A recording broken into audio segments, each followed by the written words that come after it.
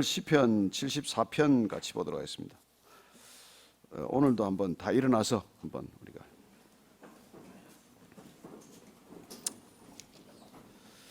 다 마음을 가다듬고 한번 시편 74편을 한번 힘찬 목소리로 같이 읽겠습니다. 시작.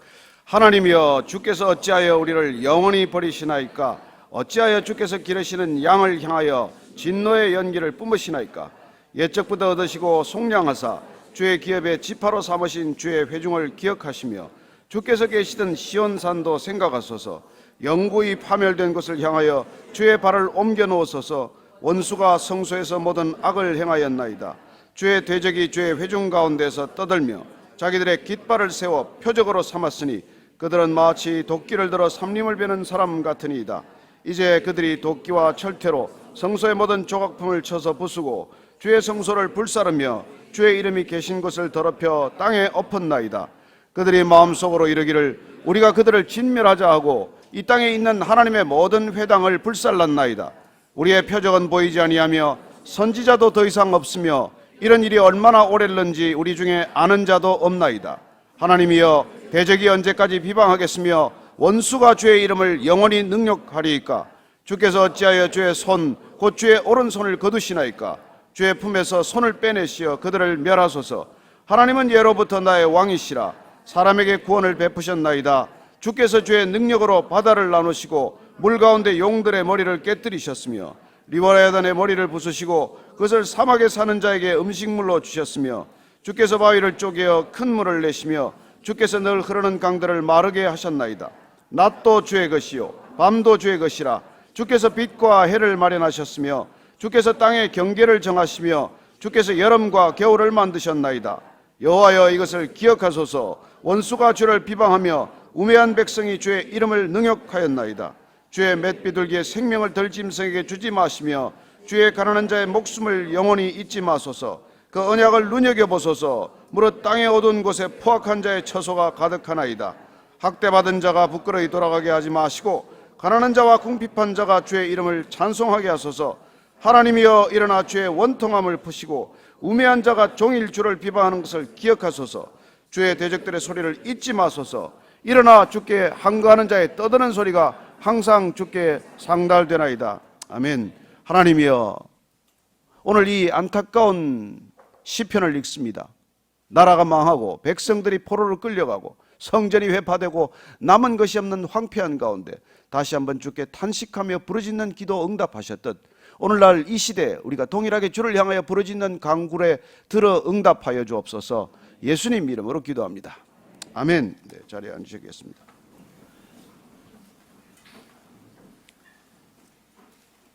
이스라엘의 신앙은 예루살렘 성전 중심의 신앙이었습니다. 그들의 신앙은 제사장들이 늘 인도해가는 제사장 중심의 신앙이었습니다. 그들은 늘 죄를 사함받기 위해서 제물을 가져와야 하는, 그리하여 제사 중심, 제물 중심의 신앙이었습니다. 잘못됐다는 뜻이 아닙니다. 성전도 필요하지요. 제사장도 있어야 합니다. 그리고 모든 예배에 제물이 있어야 합니다. 그러나 문제는 그 성전과 제사장과 제물들이 자칫 하나님보다 더 소중해질 수가 있다는 것이죠. 하나님이 계신 성전이어야 합니다. 하나님께로 인도하는 제사장이어야 합니다. 하나님께만 드려지는 제물이어야 합니다. 그럼에도 불구하고 그 모든 것들이 본질을 흐리게 되면은 우리의 신앙은 무엇을 위한 것이 되겠습니까? 궁극적으로 나를 위한 신앙이 된다는 것입니다. 여러분 기억하십시오. 신앙은 하나님을 위한 것입니다. 하나님 우리를 사랑하세요. 그러나 그 사랑은 어떤 사랑일까요? 우리가 고난과 박해와 어려움 가운데서도 견딜 수 있도록 하는 사랑입니다. 우리를 행복하게 만드는 사랑이 아니에요. 착각하지 마십시오. 연휴가 시작이 되면서 60만 명이 해외로 나갔다는 얘기를 들었습니다. 보도가 그렇게 나오니까요. 잘못되지 않았습니다. 휴식도 필요하고 연휴도 필요하고 있죠. 그러나 이 연휴, 이 구정, 저희들에게 주어지신 이런 쉼은 무엇을 위한 것입니까? 그냥 먹고 나가서 쉬는 겁니까? 어쩌면 우리에게 준 이웃들을 생각하고 우리에게 이렇게 떨어져 있는 가족들을 생각하는 시간 아닙니까?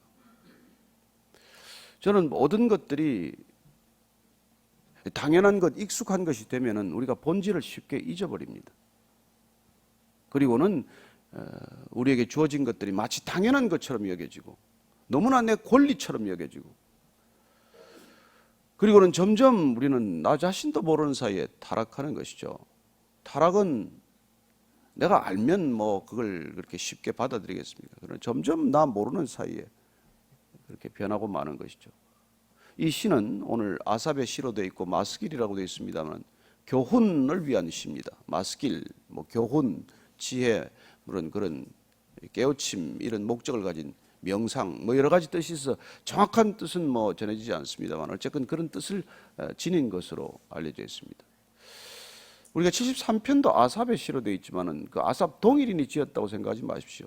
오늘 이 시편은 분명 BC 586년 이스라엘이 함락당하고 바벨론에 의해서 모든 것들이 회파되고 그토록 그들이 중심 삼았던 성전이 통째로 깡그리 무너지고 탄식하는 시로 지어진 것입니다.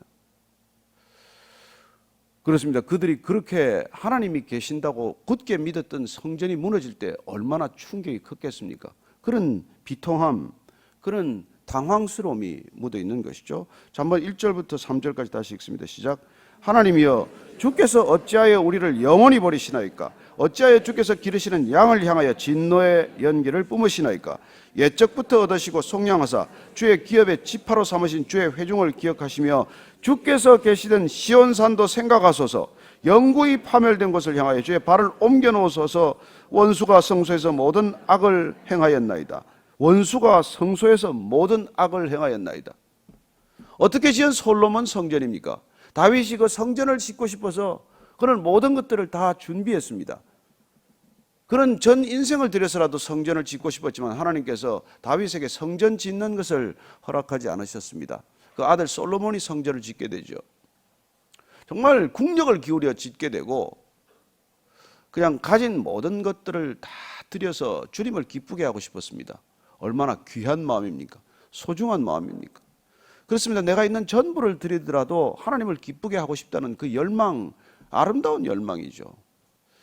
그래서 그렇게 이루어진, 그렇게 지어진 성전, 완공된 성전입니다. 그러나 점점 그 후대들에게 신앙보다는 하나님보다는 그 성전이 더 깊이 각인된 것이죠. 그야말로 온 성전 전체가 금으로 도배가 되다시피 한 그런 성전을 보면서 자부심도 커지고 성전에 대한 자랑, 성전에 대한 그런 교만이 생기기 시작한 것이죠. 하나님은 보이지 않고 성전만 보이는 그런 것들이 되고 만 것입니다. 그래야 그들은 왜 이스라엘 땅에 왔는지, 왜 하나님께서 가나안 땅으로 밀어 넣으셨는지, 왜 애굽에서 건져주셨는지, 광야에서는 뭘 겪었는지 그런 모든 것들은 다 잊혀져 버리고 오직 눈에 보이는 성전만 하나 덩그러니 남은 셈이 되고 만 것이죠. 그렇습니다. 그래야 점점 그들은 가나안 땅에 들어온 목적을 잃어버리고 가나안에서 주어진 소명을 놓쳐버리고 그리고는 가나안 백성들처럼 변해버린 것이죠. 가나안의 종교를 부러워하고 가나안의 종교 풍속을 따라가고 가나안 땅의 백성들의 음란을 쫓아가고 가나안 사람과 구별되지 않는 백성들이 되고 만 것이죠. 여러분 자녀들이 만약 여러분 자녀인지 남의 자녀인지 구별이 안 되면 어떻게 되겠습니까? 저 녀석이 내 아들인가 내 딸인가 모를 정도로 그 아들이 변해버리면 어떻겠어요? 그 부모의 심정이 어떻겠습니까? 저는 이 탄식시를 읽으면서 그렇게 읽었습니다. 왜 주님 우리를 버리십니까? 왜 양떼를 버리시듯 이렇게 돌보지 않습니까? 라고 질문해서는 안 된다는 것입니다. 왜 하나님 성전을 이렇게 다 부셔뜨립니까? 왜 이렇게 깡그리 다 무너뜨립니까?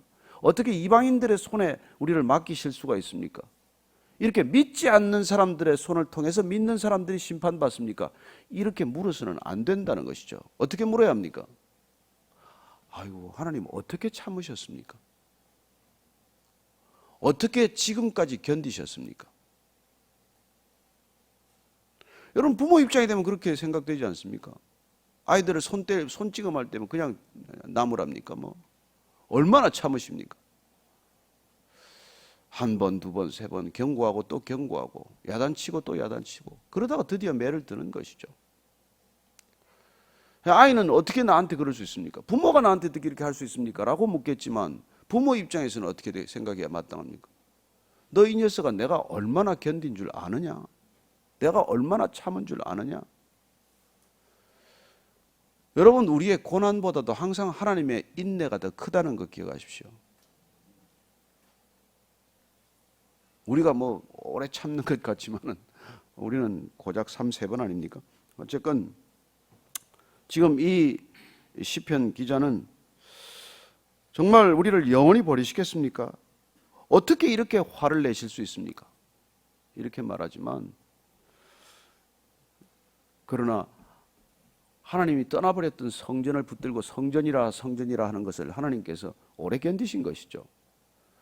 어쩌면 진작 무너졌어야 할 성전이 오랫동안 견딘 것입니다. 그래서 이제 그들이 막 부수는 걸 지금 묘사하고 있습니다. 주의 대적이 주의 회중 가운데서 떠들며 자기들의 깃발을 세워 표적으로 삼고 도끼를 들어서 삼림을 베는 것처럼 그냥 온 성전을 다 까부시고 말이죠. 도끼와 철대로 성소의 모든 조각품, 얼마나 공들여 만든 그 성전의 조각품들입니까? 종려나무 뭐 이런 그런 아름답게 만들어 놓은 모든 것들이 다 깡그리 무너지는 모습을 보게 됩니다. 그리고 성소를 불살라 버렸습니다. 주의 이름이 계신 곳을 더럽혀 땅에 엎었나이다. 성전이 이렇게 무너질 때 아마 그들의 슬픔과 충격은 이루 말로 다 할 수 없을 것입니다. 요새도 뭐 성전이 불이 나거나 하면은 그 교회에 다니는 회중들은 정말 억장이 무너지죠. 주일날 예배를 드리던 그런 곳이 막 이렇게 무너지면은 그들이 마음속으로 이르기를 우리가 그들을 진멸하자고 이 땅에 있는 하나님의 모든 회당을 불살랐나이다. 그렇죠. 뭐 그 지금 이 이스라엘 백성 입장에서는 바벨론 이 군사들이 들어와서 그냥 분탕질을 하고 온 땅을 뒤집어 놓고 성전을 이렇게 무너뜨리는 것을 보면 가슴이 정말 찢어지는 것 같았을 것입니다. 이해할 만도 하죠. 자, 9절, 10절, 11절 읽습니다. 시작. 우리의 표적은 보이지 아니하며 선지자도 더 이상 없으며 이런 일이 얼마나 오래는지 우리 중에 아는 자도 없나이다. 하나님이여 대적이 언제까지 비방하겠으며 원수가 주의 이름을 영원히 능욕하리이까. 주께서 어찌하여 주의 손 곧 주의 오른손을 거두시나이까. 주의 품에서 손을 빼내시어 그들을 멸하소서. 이게 지금 아삽의 간절한 탄식이요 중심에 이게 지금 부르짖음이죠. 부르짖는 모습입니다. 우리의 표적은 없습니다. 하나님의 임재는 보이지 않습니다. 선지자도 더 이상 없습니다. 없었을까요? 아니요. 이 사태가 올 때까지 하나님께서 선지자들을 보내서 끊임없이 경고하셨습니다. 예레미야, 에스겔, 다니엘 그런 선지자들 다 있지 않았습니까? 그러나 귀 기울이지 않았습니다.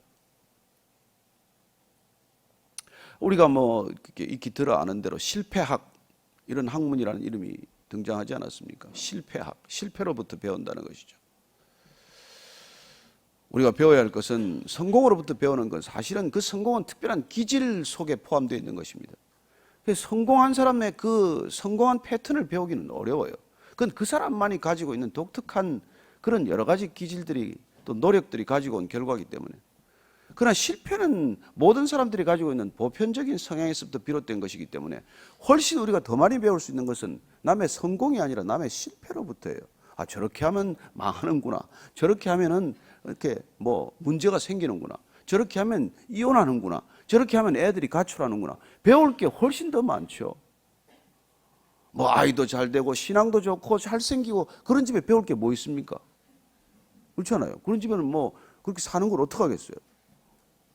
그게 아니라 우리가 실패하기 성공학보다 더 중요한 까닭은 실패는 보편적으로 우리가 가져올 수 있는 거기 때문에 그런 것이죠. 실패학에서 연구를 해보니까 여러분 한 가지 큰 사고가 나기 전에 수십 가지의 중간 사고가 있고 수백 가지의 잔잔한 사고가 있다는 얘기 아닙니까? 그러니까 전쟁이 난다. 조짐은 수없이 많습니다. 삼풍백화점이 무너진다. 균열은 오래전부터 시작이 된 거죠. 성수대교가 무너진다. 이미 볼트와 나사가 헐거워지고 다리가 무너질 전조는 수없이 많이 있었던 것이죠. 다만 주목하지 않고 깨어있지 않고 자세히 들여다보지 않고 우리가 무심히 지나쳤기 때문에 다 그런 일들이 생긴 것이죠. 모든 실패의 전조는 우리가 생각하는 것보다 훨씬 많다는 것입니다. 그리고 수없이 하나님께서 경고하지 않았습니까? 그러다가 너 망한다. 그러다가 침략을 당한다. 지금 이 땅을 향한 경고가 여러분 얼마나 오래 지속이 됩니까? 우리는 기막고 있습니다. 저는 기막고 있는 이 귀가 언젠가는 고막이 찢어질 듯이 큰 소리로 다가올 거라는 것을 우리가 내다보게 됩니다. 우리가 정말 남들이 다 60만 아니라 600만이 나가더라도 이 자리에 지켜서 단 두세 사람이라도 하나님께 부르짖어야 할 이유는 바로 그 때문이죠. 하나님께서는 끊임없이 경고하고 계시고 알려주고 계신데 우리가 귀를 막고 애써 외면한다면 어떤 결과가 나겠습니까?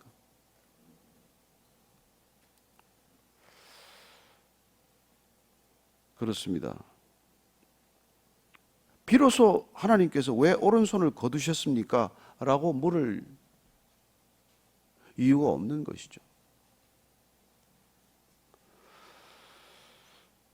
이 시편 기자의 시는 이제 12절을 중심으로 반전됩니다. 그가 탄식하던 것이 결국은 다시 간구하는 시로 바뀌는 것이죠. 하나님은 예로부터 나의 왕이시라 사람에게 구원을 베푸셨나이다. 뒤늦게 기억하는 것이죠. 하나님이 왕이시라. 하나님이 주님이시라. 내가 주인처럼 살다가 이제 뒤늦게 이런 파멸을 겪고 나서 파국을 겪고 나서 우리는 비로소 이런 고백을 하는 것이죠. 하나님이 왕이십니다. 하나님이 주인이십니다. 하나님이 나의 주님이십니다. 나는 주님의 종입니다. 그렇습니다. 늘 우리는 기억해야 할 것을 기억하지 못하고 잊어버리기 때문에 다 생기는 일들이죠. 그래서 반복된 어려움을 겪지 않습니까? 반복된 어려움. 예로부터 나의 왕이십니다. 저와 여러분들에게 하나님이 늘 왕이 되시기를 축복합니다. 왕을 왕된 자리에 모시는 것, 그게 우리의 본분 아닙니까? 내가 그 자리에 슬그머니 올라간 것, 그게 죄 아닙니까? 하나님이 계셔야 할 자리에 하나님이 계시고, 창조주가 계셔야 할 자리에 창조주가 계시고, 피조물이 있어야 할 자리에 피조물이 있는 것.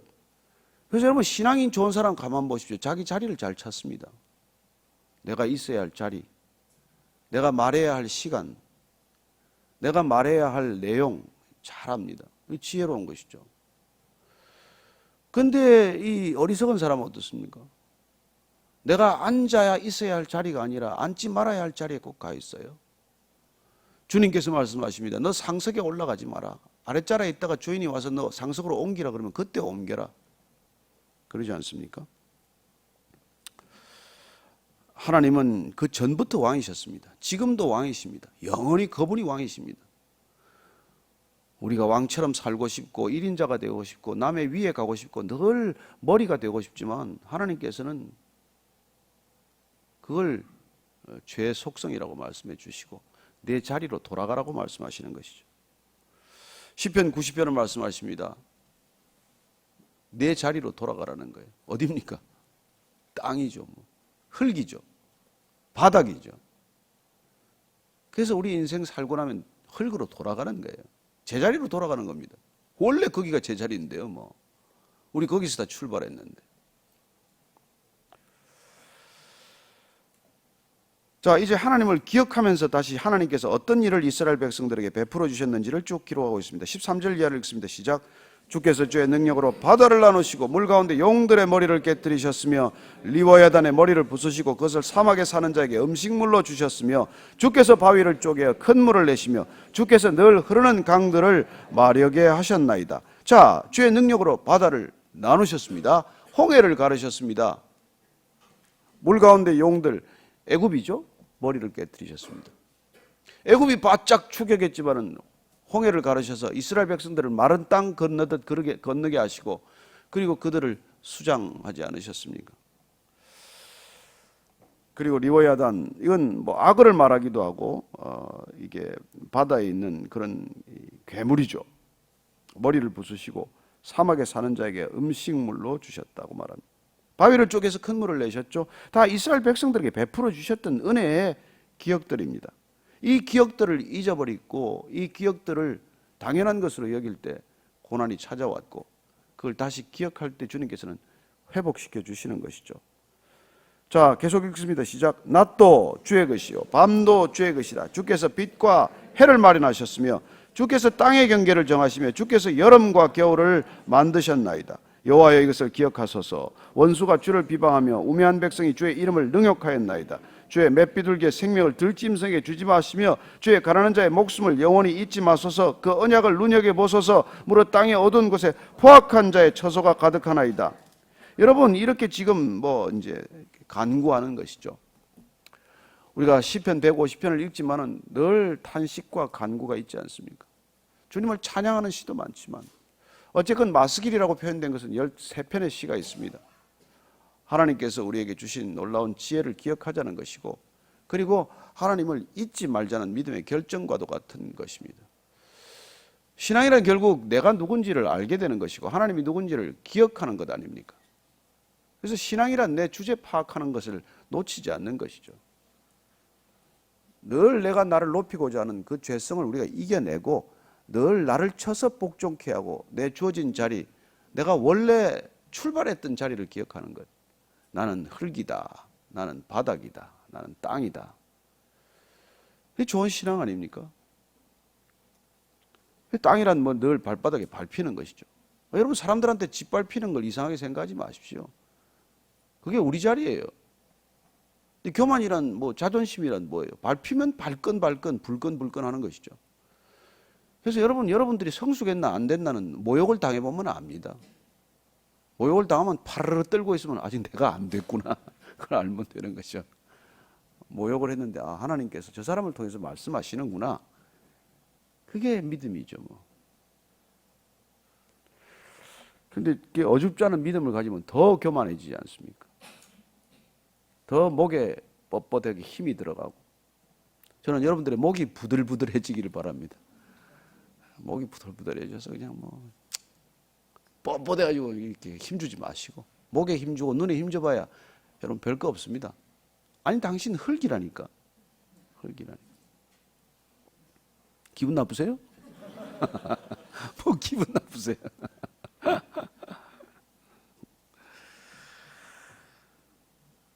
그러나 하나님 학대받은 자가 부끄러이 돌아가게 하지 마시고 가난한 자와 궁핍한 자가 주의 이름을 찬송하게 하소서. 이제 이게 벌써 어조가 부들부들해지지 않았습니까? 하나님이여 일어나 주의 원통함을 푸시고 우매한 자가 종일 주를 비방하는 것을 기억하소서. 이제 하나님한테 이제 일러 바치는 것이죠. 그리고 기도란 하나님께 고자질하는 것입니다. 어떻게 저 인간들을 저렇게 내버려 두십니까? 주의 원통함을 푸시고 하나님 원통할 거 없지만은 지가 원통하니까 하나님도 원통하게 생각하라는 것이죠. 히스기야가 랍삭의 편지를 전달받고 어떻게 이런 편지 하나님 이런 모욕을 겪고 그냥 견디시겠습니까?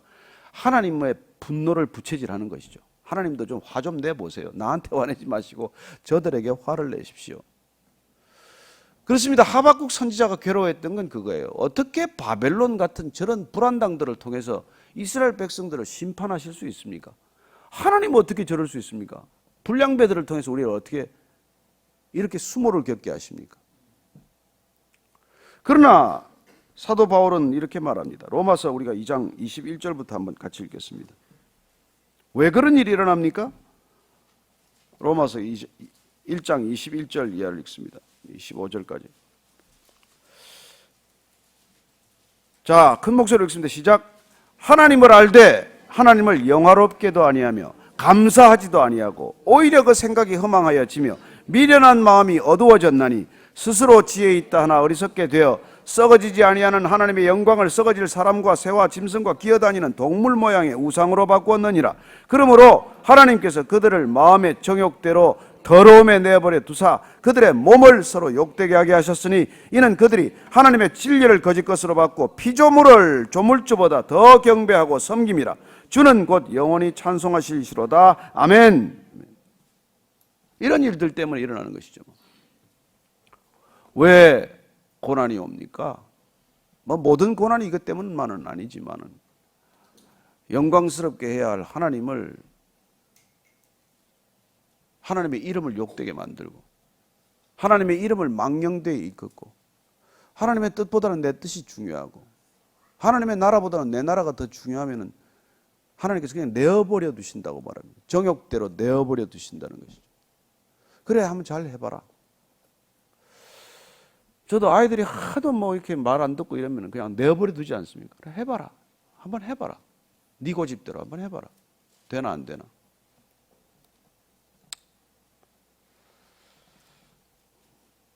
저는 어떤 때는 지금 한국 땅을 보면 그래요. 한국 교회를 봐도 그렇고. 그래, 하고 싶은 대로 해봐라. 숫자가 능력이 아닙니다. 저는 정말 이 한국 땅에 정말 단 몇 사람이라도 하나님의 마음을 가지고 탄식하면서 기도하는 사람들의 기도를 들으실 것이라고 믿습니다.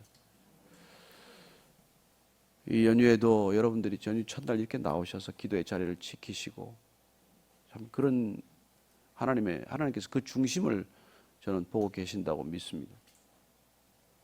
여러분, 세상은 왜 안 망하는지 몰라요.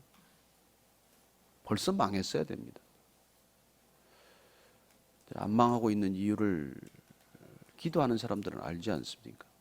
왜 붙들고 계신지. 저는 여러분들이 이 나라와 민족을 긍휼히 여기고 붙들어 주시는 하나님의 긍휼에 의지하여 우리가 기도할 때 하나님께서 시간을 조금 더 허락하실 것이에요. 조금 더 많지 않은 시간을 허락하실 것입니다. 붙들고 기도할 때 자, 이렇게 기도하십니다. 22절 23절 읽고 마칩시다. 시작.